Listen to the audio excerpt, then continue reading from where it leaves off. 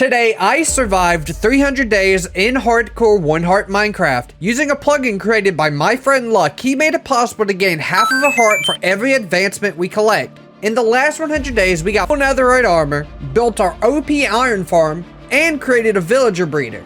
In these next 100 days, I wanted to make things a bit more automatic, and things do get pretty hectic towards the end, so make sure to stick around for that. If you do go on to enjoy the video, make sure to hit the like and subscribe button and help me beat the YouTube algorithm by commenting something nice down below. I decided to stream the first 10 days of this 300-day survival right here on YouTube. I began by exploring the village and took inventory on our materials. I really needed an automatic storage system with the amount of automatic farms we would be creating, as it would help out tremendously. However, I had my mind set on a different project.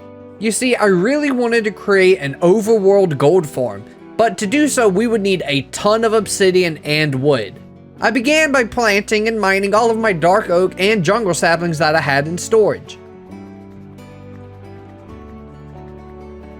I used the wood to craft sticks in order to gain some emerald.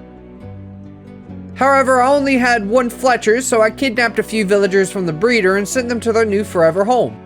Afterwards, I decided I would also like a cartographer for an ocean monument map, as well as being able to sell glass panes. So after safely putting them into the villager hut, I waited until nighttime and introduced them to my friend Jane. Jane quickly turned their minds to the dark side by converting them into zombie villagers. Afterwards, I grabbed my potions and golden apples and cured them.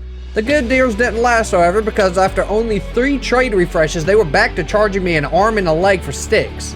I also remember being told that shepherds could possibly buy white dye, so I decided to create a few shepherds and traded with them. Sadly, the first one wanted black dye, and while waiting for the other villager to grow up, I gathered enough emeralds for a full beacon. So I headed into the end and began construction on the beacon. I gave it haste 2 and started mining the obsidian pillars. I spent a long time doing so as well. I was able to finish an entire movie before heading back to the overworld.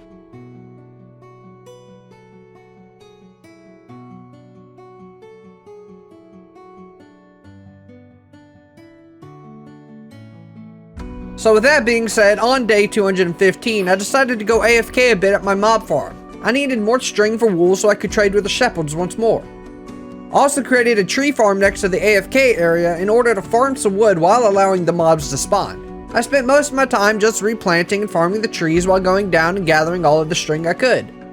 After I had a few stacks of logs, I headed back to the house and gathered all of my obsidian, some torches, and a bed before heading back to the ocean to build the gold farm. I left on day 220, and after arriving at the farm area, I built up in the middle of the chunk and made an area for the zombie piglins to fall into in order for me to kill them.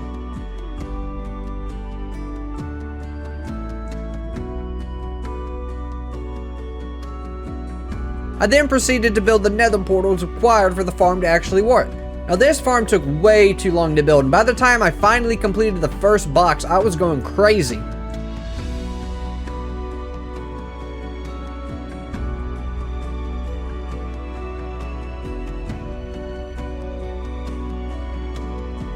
I decided to take a small break and headed back home to gather a few more turtle eggs as well as work on one of our other farms. I decided to create ourselves a sugarcane farm in order to get paper to trade with our villagers. While building it, however, I noticed our iron golem farm had stopped working. I wasn't too sure why, but I assumed it was something to do with the amount of villagers we had located nearby. Perhaps I needed to move the villager shack to a new location. But after doing some research, I did realize that my villagers needed sleep in order for the farm to actually work. So after making sure they were all tucked in, I headed to bed myself in hopes that it would fix my issues. And on waking up on day 221, I noticed that my iron golem farm was working again.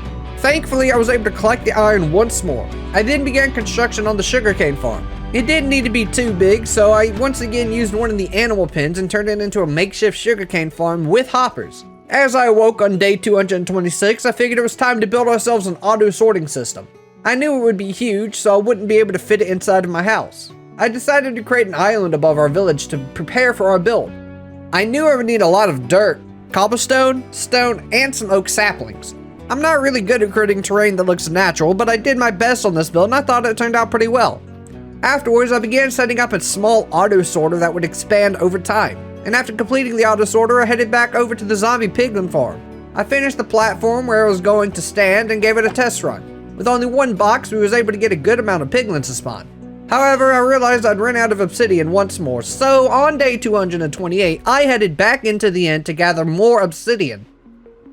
Honestly, there is something soothing about watching these pillars get destroyed at 8 times speed. Let me know down below if you guys would like more time lapses like this, or let me know if you don't like it. Either way, on day 230, I headed back to the overworld to try and finish the gold farm. And on day 231, I arrived back in the overworld with a few stacks of obsidian. I headed over to the gold farm with enough redstone to create another automatic storage area underneath the farm to filter out the trash items.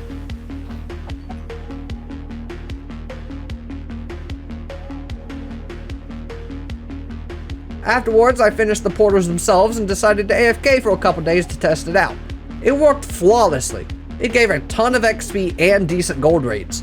I headed back over to the house and realized my villagers had been zombified once again. I think it's honestly time to build them a new home.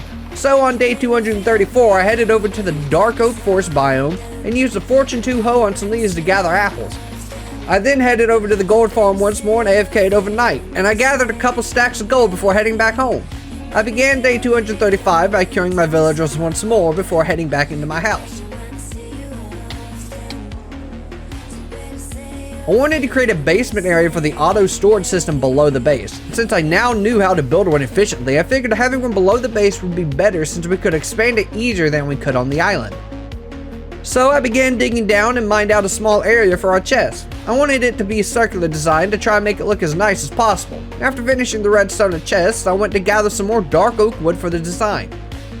After I finished the design, I placed all the blocks into the chest and went up to check on my villagers. They were finally cured, so I spent some time trading for some more emeralds for golden carrots. Afterwards, I went to the last video and chose the top liked comment to add to our world. CBLO won with 2 likes saying he wanted to be a turtle. Well, I'll be using you for eggs in future projects, so here you go. Afterwards, I decided to make ourselves a town hall to store our villagers and protect them from zombies easier. So on day 242, I started gathering all of the materials we would need for the build. I started off by gathering some dark oak wood as well as some deep slate cobblestone. I started the build by adding the basement area and the stairs. While I build this in the background, I want to make sure to ask, are you subscribed? If not and you're enjoying the video, go ahead and click the subscribe and like buttons. I've been trying to boost my videos in the YouTube algorithm and every little bit helps. So after finishing the town hall, I moved my villagers into the new area and set up their workstations.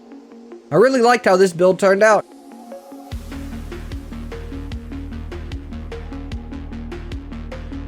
I wanted to set up an area near my chest to store some mobs, as I saw on someone's YouTube video where they collected one of every mob type and put them in a museum of sorts. I really wanted to do something like this as well, so I set off below to mine out an area. On day 245, I headed down into my chest room, where an enderman had spawned, so I quickly named it, deciding it would be the first mob to enter into my collection. I mined out a small area before realizing I hit a water cave. I realized I would need some sponges to clear this out. Before I did that, however, I headed into the inn to gather some inn-themed blocks. Afterwards, I headed back home and began construction on the Enderman Museum section. I used black glass to give the farthest area a smoke effect while making the roof out of black concrete. Once I finished and put the Enderman into his forever home, I headed back up into my house and began on my next project. I wanted to find myself a pillager outpost. I haven't participated in a raid yet, so I wanted to get myself some totems of undying. While I've had a ton of close calls, I haven't died yet, but I knew it was just a matter of time. I finished up adding an ocean exhibit to my museum and added both a cod and salmon before heading back to sleep. On day 248, I headed out in search of a pillager outpost. I headed towards the dark oak forest since I knew it would be the most logical place for a plains biome to spawn near. I found a pillager outpost nearby and quickly killed the pillagers and got myself voluntary exile advancement. Afterwards, I headed back to the village and started the raid. I quickly killed the pillagers and gathered myself 3 totems of undying and another 2 advancements. On day 251, I decided to head back into the mines to try and obtain some more diamonds. After mining for a while, I found a few veins of diamonds and headed back up. Not much really happened these 3 days, but I knew I needed to mention something. On day 255, I decided to head back to our nether fortress in order to get some more wither heads. I wanted to finish our wither spawning platform as well. So I gathered all of my cobblestone and headed back in. I spent a couple hours just placing slabs, and it took forever, but I had finally finished placing all of the slabs on the fortress. I went up as high as possible to allow the maximum amount of wither skeletons to spawn. And after a few minutes, I headed back down, killing all of the skeletons and netting myself 4 wither heads. I headed back to the overworld with my next project in mind. I woke up on day 266 after taking a short break from the game, and I can tell you I was excited to be back. I wanted to create a barn area and I was going to need a bunch of eggs for my next project. So I set out to gather the materials required. I needed 6 stacks of dark oak logs, 2 stacks of granite, a stack of bricks, 3 stacks of spruce stairs, a stack of spruce slabs, 2 stacks of spruce trapdoors, 12 spruce fences, 13 spruce signs, and finally 14 campfires. Once I began construction on the barn, I decided to go with a polished granite instead of regular granite. It looked better in my opinion, and I only spent about 6 days on this build, from gathering the materials to the build itself. Now all that was left is to fill it up with animals, so on day 273 I set out with a boat and a plan. I needed 2 cows, pigs, horses, and sheep. Now these were the animals that I wanted to start the barn with. So I headed over to the dark oak forest with a few leads. I remember seeing some cows and pigs over there when gathering wood for the barn. After boating back 2 sheep and 2 cows, I decided that I would need a bigger farm area to properly care for all of my animals. I wanted to make a farm that could also double as a wall. It's hard to explain, but hopefully as I build it, you'll be able to make better sense of it. I needed even more wood, however, seeing how we just used all of our wood for the barn, so I spent the rest of the day just gathering wood. Days 274 to 276 were spent just gathering all of the materials required for us to build a wall and farming area. I knew I would need a bunch of logs as well as slabs, trapdoors, and stairs. I wanted the wall to be sort of medieval-esque while maintaining that modern look. While I was mining trees, I went ahead and let podzol grow wild in our tree farm section of the village. I spent around an hour just mining wood alone. I started on the wall around our iron golem farm, placing the logs down in an unorganized but neat setting. I haven't built walls before, so it's a tad hard to get the hang of, but after a few minutes I finally got the hang of it. Placing a wall a tad higher here and going a bit straighter there. However, after finishing the area right behind our iron golem farm, I noticed my iron golems were spawning on the wall instead of on top of the farm. So to counteract this, I placed the slabs on the bottom side of blocks and placed trapdoors on top of our logs to prevent them from spawning. I honestly never thought of building a wall like this would take this long. I have a newfound respect for people who build these in their hardcore worlds. However, finally, after 2.5 hours of placing blocks, I was finally finished. I flew up with my elytra to get a look from above before finally heading back down to place torches and make the entire village spawn-proof.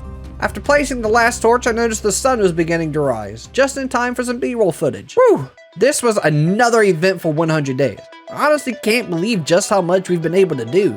I feel myself getting stronger each and every day. From building ourselves an OP gold farm to an underground mob museum, I just know this world will turn out to be something awesome once we are finished with it. But that's all the time I have for today, so remember, I love you, I appreciate you, and as always, I will see you guys in the next video. Bye-bye!